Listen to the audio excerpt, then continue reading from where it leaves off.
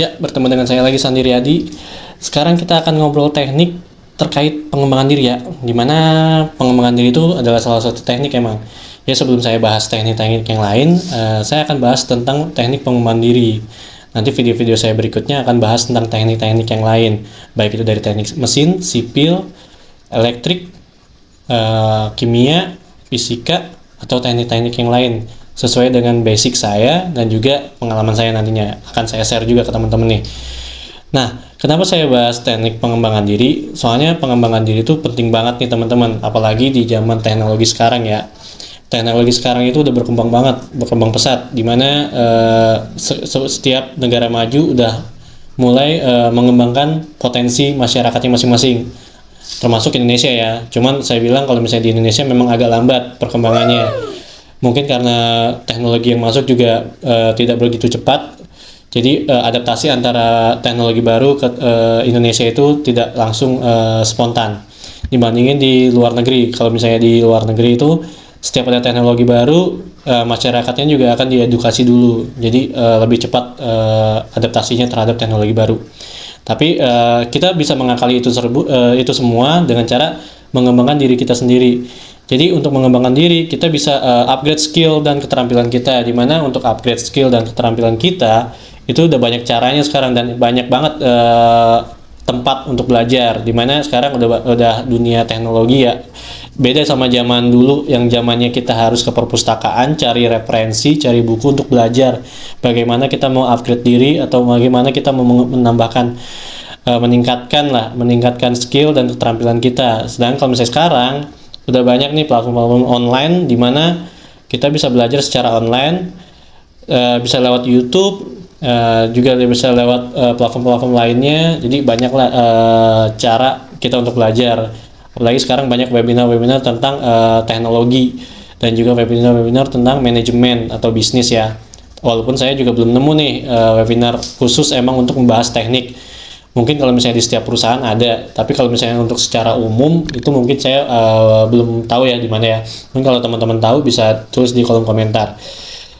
Nah, skill apa aja nih yang sekarang akan berkembang ke depannya atau prospek banget nih ke depannya. Nah, yang saya bilang kalau untuk ke depannya prospeknya bagus itu adalah skill, teknologi, dan komputerisasi. Kenapa saya bilang teknologi dan komputerisasi? Karena sekarang udah zamannya teknologi dan industri pun udah 5.0, di mana teknologi itu semakin merajalela di mana-mana ya. Jadi perkembangannya pun udah masif, baik di Indonesia ataupun di luar negeri. Jadi untuk kita bisa bersaing dengan luar negeri sebagai negara berkembang, kita harus upgrade skill kita sendiri.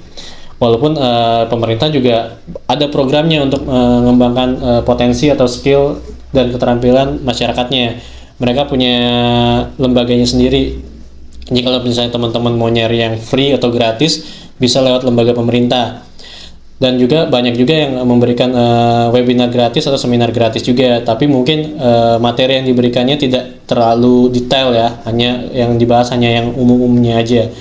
Tapi secara fungsi atau secara pengalaman kita dapat. Nah, untuk skillnya sendiri di di teknologi dan komputerisasi itu banyak yang bisa kita kembangkan atau kita tingkatkan. Contoh misalnya skill dalam bidang engineering atau skill dalam bidang programming. Sekarang kan ada namanya web developing ya kan. Terus juga ada developer programming, terus juga interface UI UX ya kan. Banyak yang bisa dipelajari dari komputerisasi atau teknologi.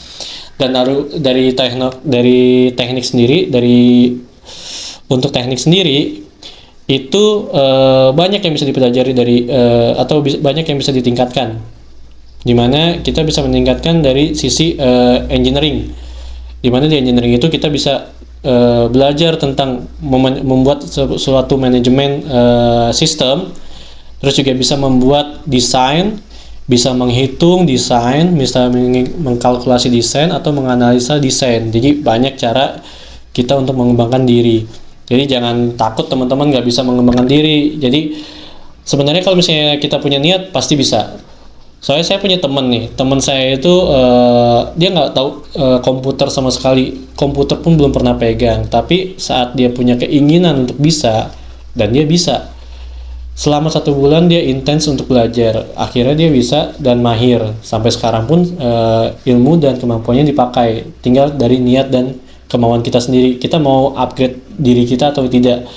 Soalnya kalau misalnya niat itu sendiri belum timbul dari diri, ya kita nggak akan berkembang sampai kapanpun juga.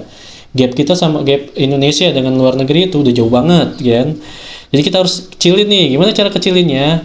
Walaupun pemerintah mencanangkan kegiatan, tapi kita harus sadar diri juga gitu kan. Kita yang butuh ya kita yang harus mengembangkan diri. Jadi tanpa bantuan pemerintah pun kita bisa kok gitu kan. Walaupun pemerintah juga mengadakan.